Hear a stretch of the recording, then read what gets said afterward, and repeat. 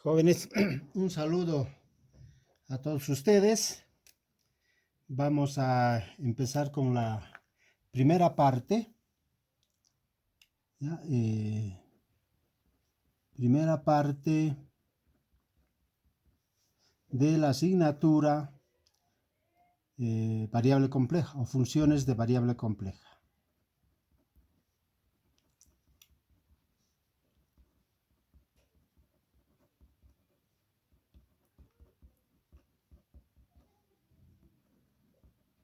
En esta primera parte nos vamos a dedicar a estudiar los números complejos y sus propiedades.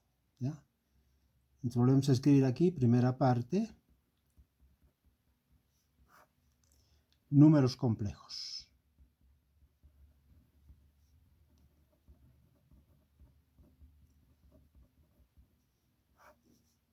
Bien, vamos a recordar inicialmente en qué consiste, ¿no?, un número complejo. Pero para ello vamos a necesitar conocer necesariamente los números, ¿no? Ya desde tiempos muy antiguos el ser humano ha empezado a relacionarse con la realidad a través del pensamiento abstracto, ¿no? Es decir, ha estado construyendo formas de interpretar la realidad a partir de los números. De ahí que lo primero que se conocen son los números naturales, ¿no? De ahí viene su nombre. Y los números naturales son aquellos que se pueden contar, ¿no?, con los dedos de la mano. De ahí viene la naturaleza, y con los dedos de los pies, ¿no? Posteriormente se han ido conociendo otro tipo de números. Los números naturales son aquellos que se pueden representar, ¿no?,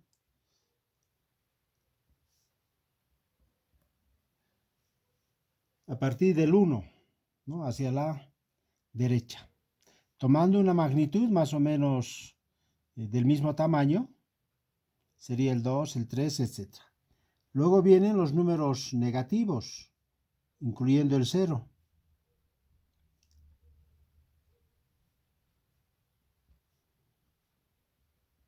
Entonces aquí tenemos los números negativos, incluyendo el 0. El conjunto de ambos llegarían a ser los números enteros, ¿no?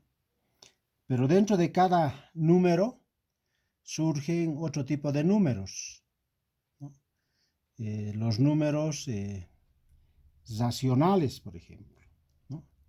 Vale decir, aquellos que se pueden escribir en la forma P sobre Q.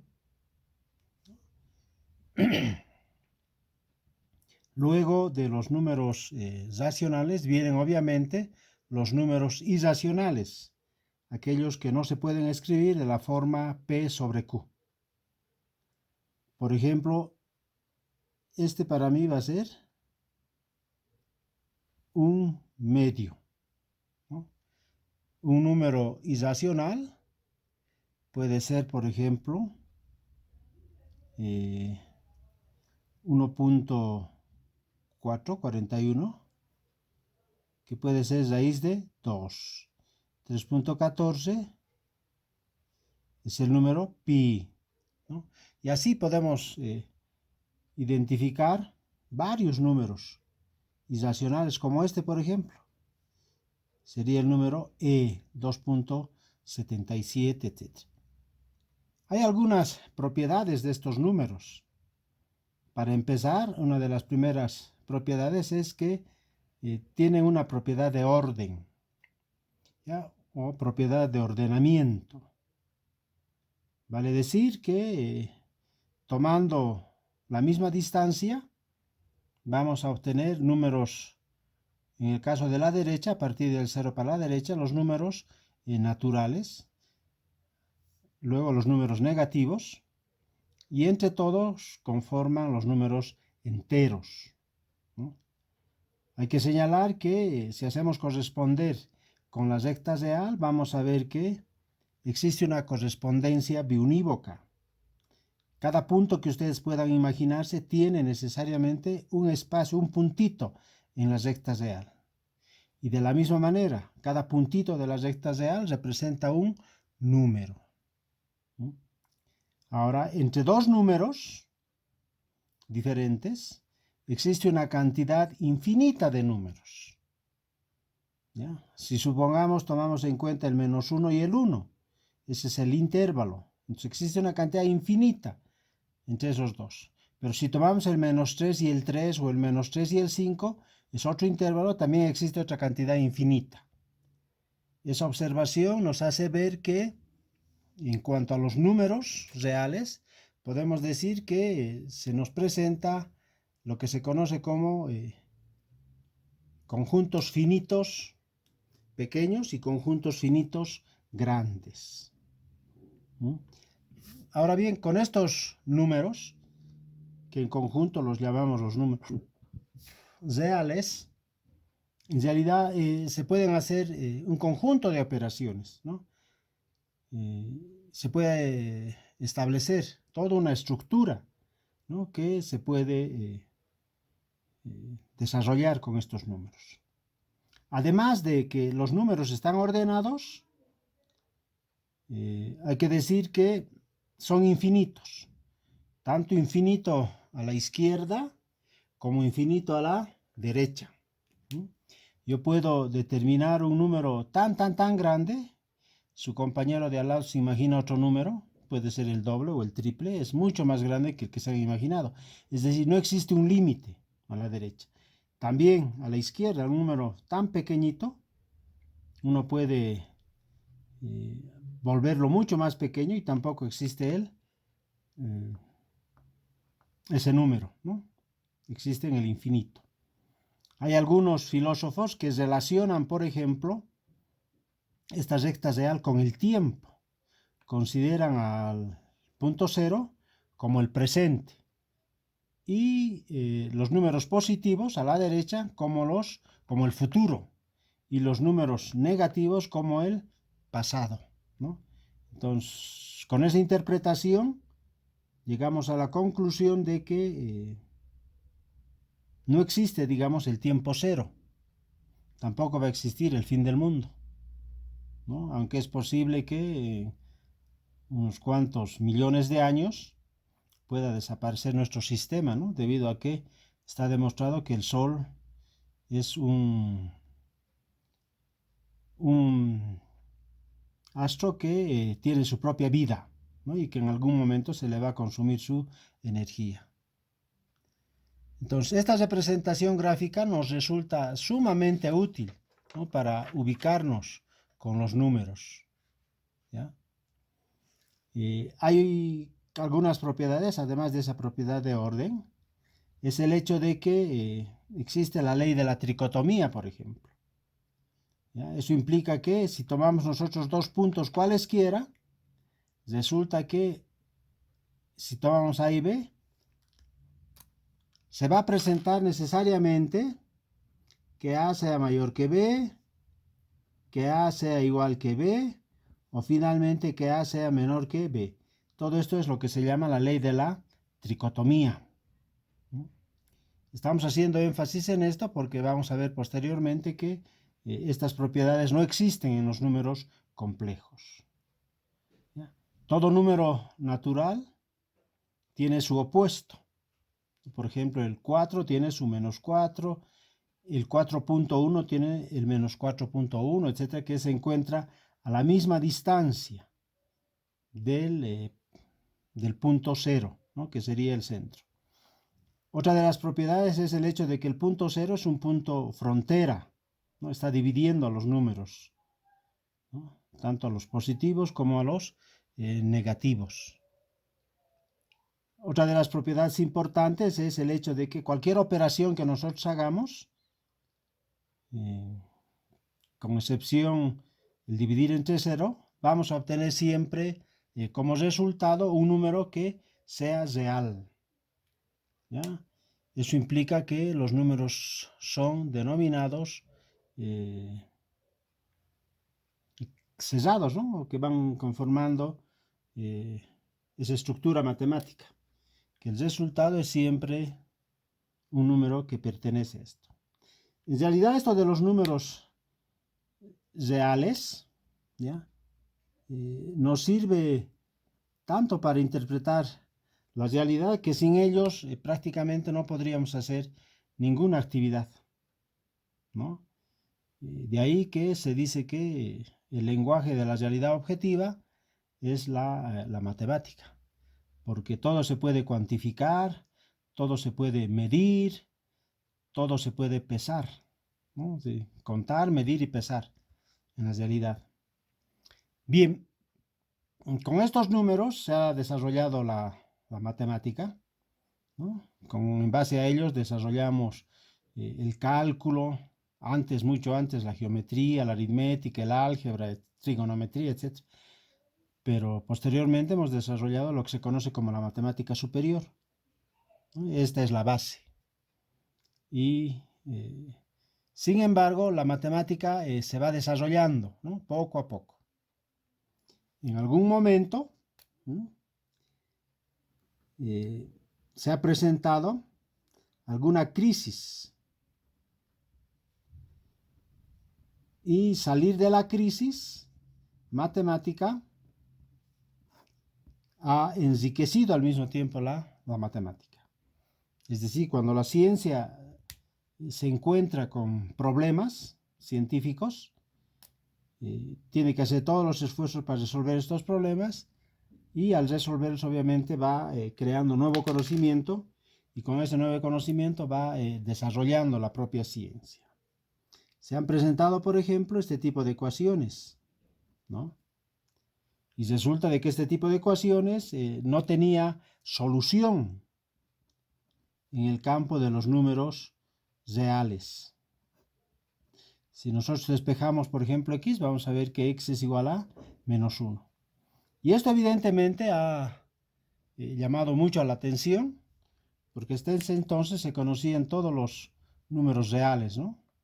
Los números reales son, como dijimos, la unión de los naturales, de los enteros, de los racionales, de los irracionales. Ahora bien, pero ahí surgen matemáticos, ¿no? Como Gauss, como Cauchy y otros matemáticos que se animan a dar una definición, ¿sí?, como esta. Esto es imaginario. Como no representa nada en la realidad, entonces lo llaman imaginario. Y de aquí obtienen que y cuadrado vale menos 1. ¿No? Este y cuadrado al menos 1 ha sido una decisión muy agresiva, firme, que ha roto, ¿no?, determinadas formas de pensar en ese momento y que solamente podían darlo científicos o matemáticos, ¿no? Pero a partir de esta definición resulta que esta ecuación se resuelve. Si nosotros hacemos que x se iguala a y, obtengo que x al cuadrado vale y al cuadrado, más 1 igual a 0. ¿Cuánto vale y cuadrado? Menos 1 más 1 igual a 0.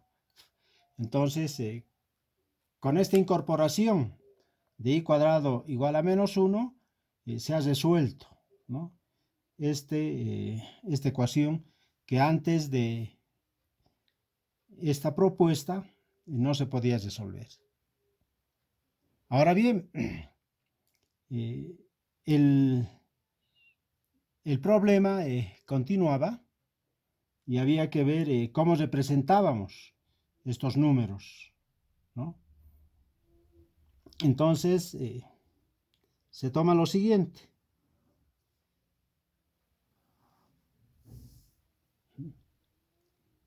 Ya Argand, por ejemplo, plantea esto.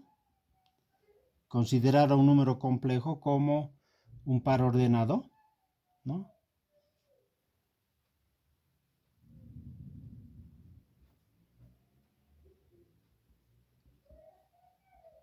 Y aquí está. Entonces, este par ordenado se conoce como número complejo.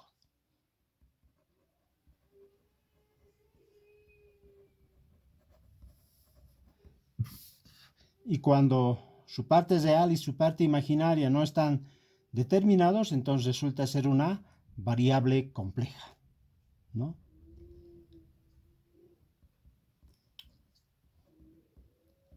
Bien, pero a partir de esto se puede observar que esta variable compleja nos puede representar como la suma de la parte real x más y veces la parte imaginaria y, ¿no? Entonces, esto es importante porque estaríamos ya a partir de esto expresando este número complejo que es un par ordenado en su forma estándar, ¿no? En su forma estándar. Pero a partir de esta representación gráfica del número complejo vamos a determinar varias otras propiedades. Por ejemplo, que el módulo de z, que podemos llamarlo ρ, podemos obtener a partir de Pitágoras, ¿no? Entonces será igual a la parte real al cuadrado más la parte imaginaria al cuadrado. Y aquí podemos colocar donde x es la parte real de z. Y es igual a la parte imaginaria.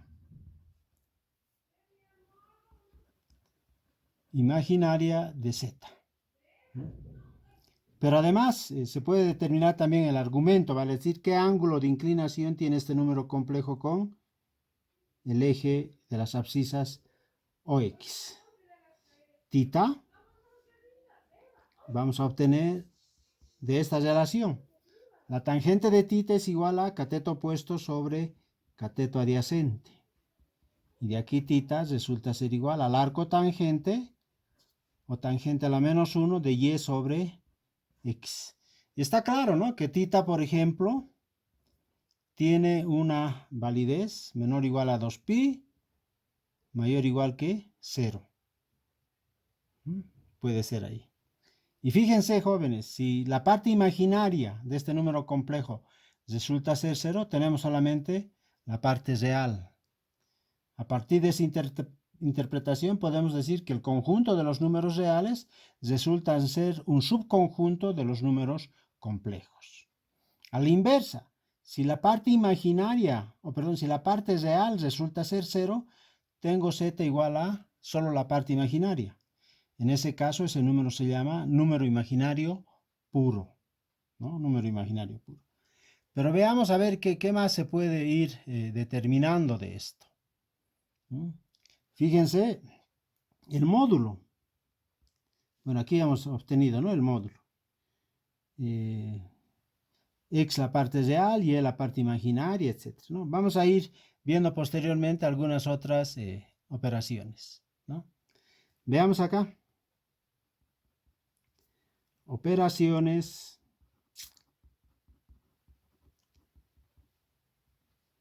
con Z, vale decir con números complejos. Para empezar, la primera operación sería la adición.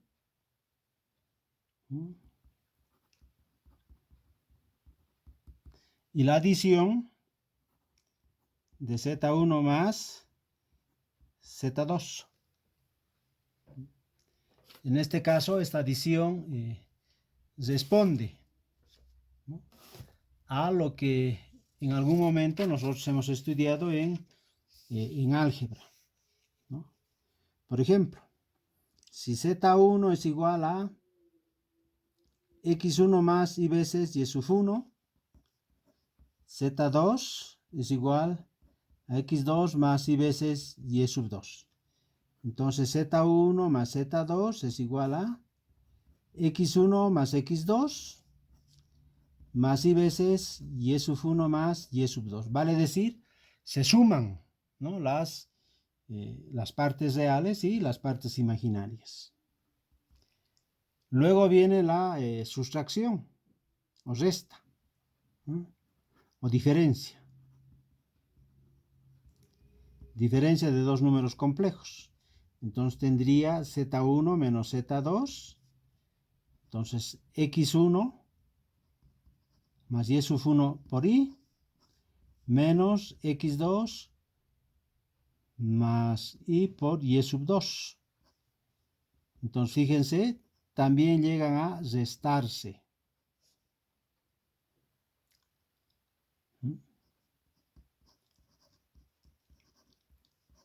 Se llega a restar tanto su parte real como su parte imaginaria. Veamos a ver qué ocurre con el producto. Producto o multiplicación. Z1 por Z2. Veamos acá. Tengo x1 más y veces y sub 1 por x2 más y veces y sub 2. Haciendo el producto tendría x1 por x2 más y sub 1 por y sub 2 más x1 por y sub 2 más x2 por y sub 1. Ordenemos un poquito. Fíjense, jóvenes, aquí tengo y por y. Esa y por y nos va a dar y cuadrado. Pero y cuadrado, de acuerdo a la definición anterior, es igual a menos 1. Entonces pondría menos y sub 1 y sub 2. Más y, voy a factorizar y tengo x1, y2, más x2, y2. Perdón, y1. Ahí está. Esta sería la expresión, ¿no?, del producto de dos números complejos. Para el cociente, definamos antes lo que se conoce como el conjugado de z.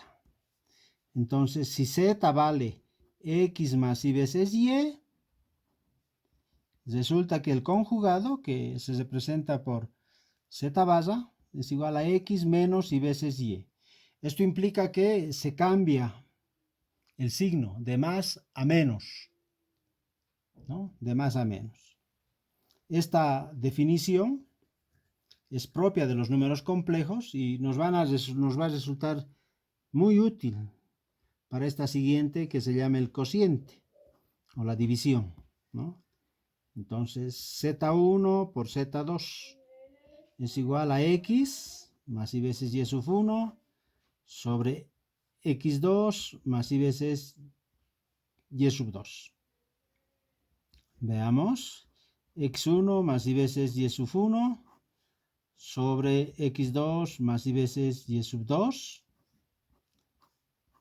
por x2 menos y veces y sub 2 sobre x2 menos y veces y sub 2.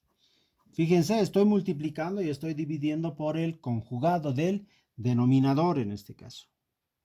Entonces, en el numerador tendría x1, x2, y con y es menos 1, con este menos más, y sub 1 y sub 2. Más y, paréntesis, x2 y sub 1 menos x1 y sub 2, la parte imaginaria. Y en el denominador, fíjense lo interesante que aparece. Para esto hemos multiplicado por el conjugado del denominador. Esta es una diferencia de cuadrados. Eso es igual a al cuadrado del primero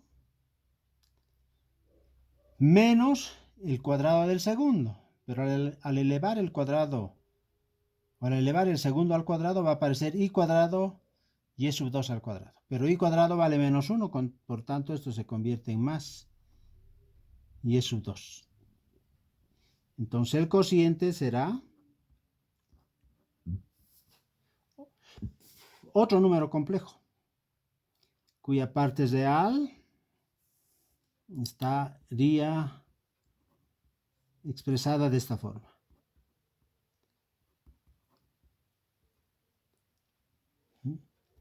Más y la parte imaginaria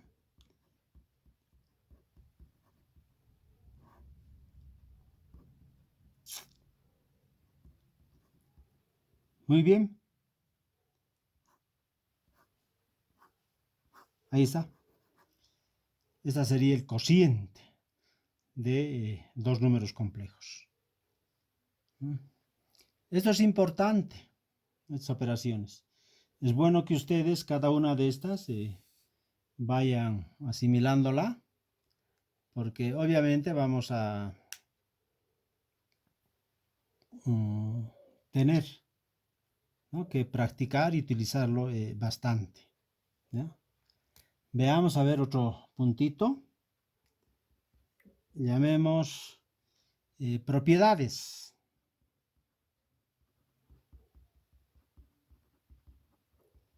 Propiedades de módulo de z y el conjugado de z.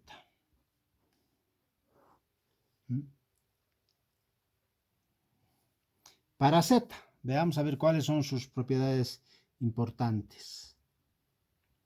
Para módulo de z.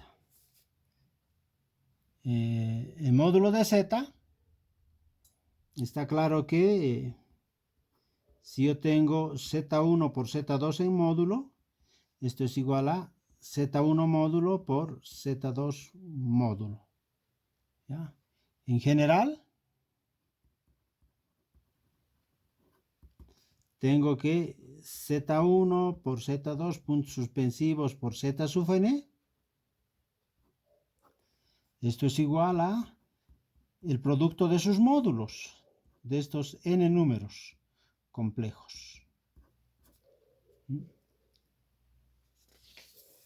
Veamos a ver una segunda propiedad. En la segunda propiedad tendríamos el cociente z1 sobre z2 módulo. Esto es igual a z1 sobre módulo de z2. Es decir, módulo de z1 módulo de z2. En este caso, obviamente, z2 tiene que ser un número complejo diferente de 0. Bien, tenemos también una tercera propiedad que se conoce como desigualdad triangular. El módulo de la suma de dos números complejos es menor o igual a la suma de sus módulos, ¿no? Esta también se puede generalizar. Han notado que el cociente de dos números complejos no se puede generalizar, pero en este caso sí. Por ejemplo, el módulo de z1 más z2 más puntos suspensivos más z sub n será siempre menor o igual que el módulo de z1 más el módulo de z2 más puntos suspensivos más el módulo de z sub n. ¿No? Esa es la desigualdad triangular, pero en un espacio n-dimensional. También existe una última que establece que el módulo de la suma de dos números complejos va a ser siempre mayor o igual. Ahí está. O también se puede ver esto como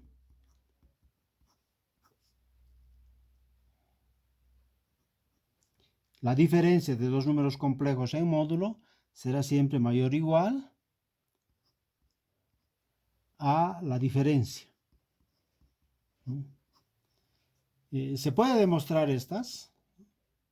estas propiedades. Sin embargo, nosotros vamos a dejarlo así, ¿ya? Como señaladas únicamente, porque en las propiedades, por ejemplo, de la 3 y la 4, existe una demostración geométrica y existe una demostración analítica. En matemáticas se exige normalmente que las demostraciones sean de carácter analítico. Es decir, la lógica en el razonamiento debe ser la que debe conducirnos a la demostración de un teorema o alguna propiedad matemática. Veamos, y obviamente hacerlo acá es muy engorroso, ¿no? Es posible que llegue incluso a aburrirse. Para z barra, ¿ya? Igual, también existen varias propiedades, como por ejemplo que z1 por z2 conjugado es igual a z1 por z2, es decir, al producto de sus conjugados. En general, resulta de que z1 por z2 puntos suspensivos por z sub n en conjugado es igual a el producto de los conjugados. Una segunda propiedad establece que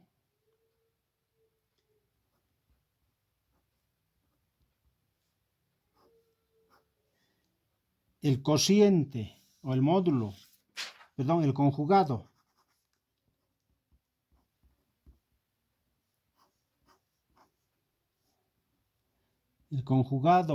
de un cociente de números complejos resulta ser igual al conjugado del primero dividido entre el conjugado del segundo.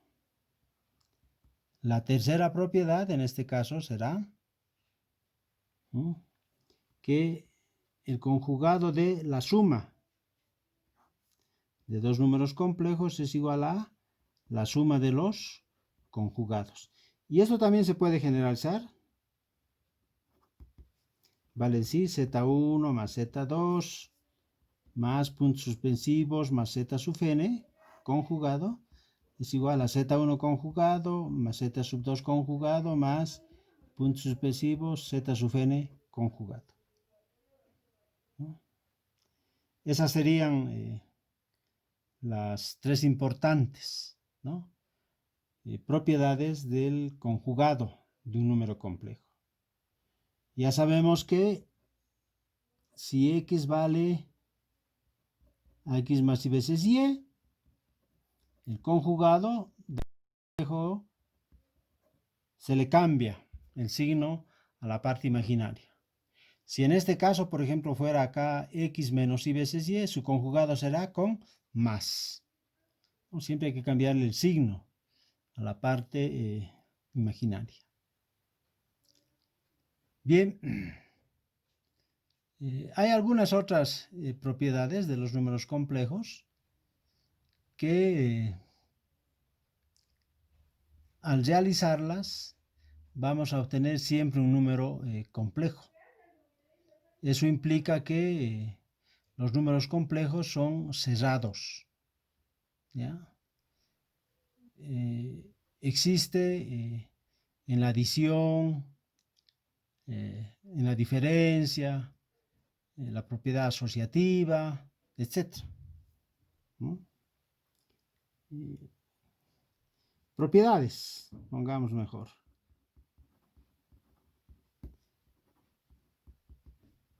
A ver, las propiedades de Z. Para empezar, 1, Z1 más Z2 o Z1 por Z2 pertenece al conjunto de números complejos. Conjunto de números complejos. También decimos que Z1 más Z2 es igual a Z2 más Z1. Vale decir, existe la propiedad Esa es una propiedad de los números complejos que también se cumple en los números reales. ¿No es cierto? Nosotros podemos escribir z1 más z2, eso es igual a z2 más z1, es decir, la propiedad conmutativa, ¿no? La propiedad conmutativa de la adición. Una tercera propiedad, veamos a ver con tres números complejos.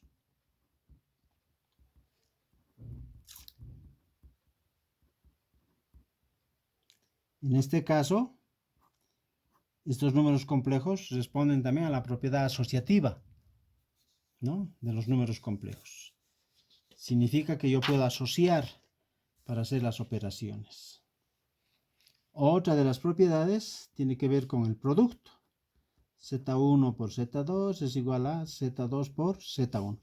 Es decir, la propiedad conmutativa del producto. Y obviamente,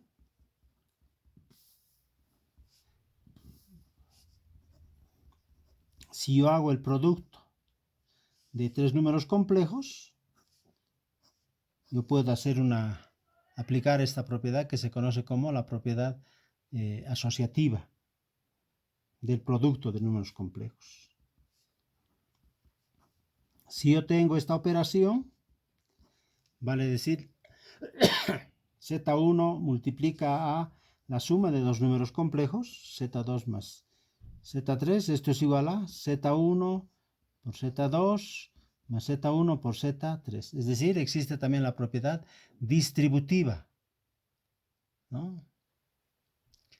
Fíjense, vamos a ver ahora algo interesante. Por ejemplo, Z1 más, por decir algo, el 0. Esto es igual a 0 más Z1 y esto es igual a Z1. Donde 0 es el elemento neutro de la adición. Elemento neutro de la adición.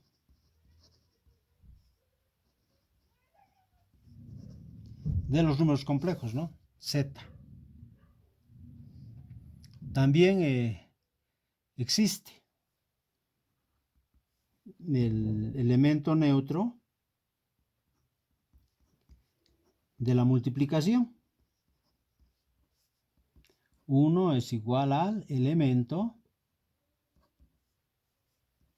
igual pongamos, neutro de la multiplicación o del producto.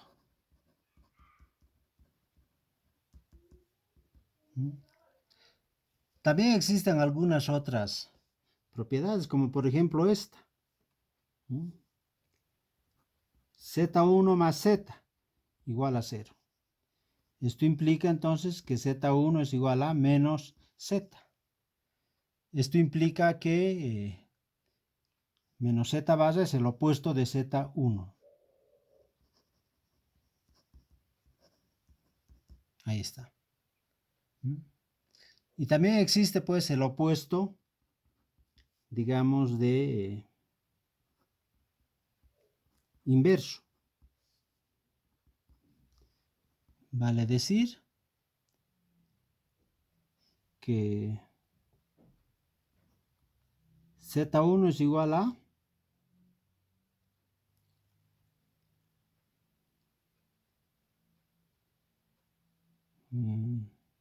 a 1 sobre Z o Z a la menos 1, ¿no? Es el opuesto del producto.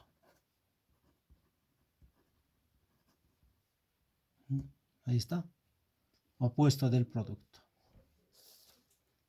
Todo número complejo se puede representar, ¿no? Se puede representar en forma gráfica si consideramos a ese número complejo como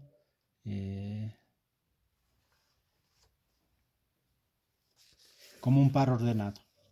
Nuestra primera definición. Nuestra primera definición nos ayuda a determinar, ¿no? A determinar gráficamente, ¿no? Usando el número de Descartes, ¿no? De Descartes. Bien, vamos a quedar aquí. La siguiente clase vamos a continuar haciendo ya, ¿no? Algunos ejemplitos, jóvenes.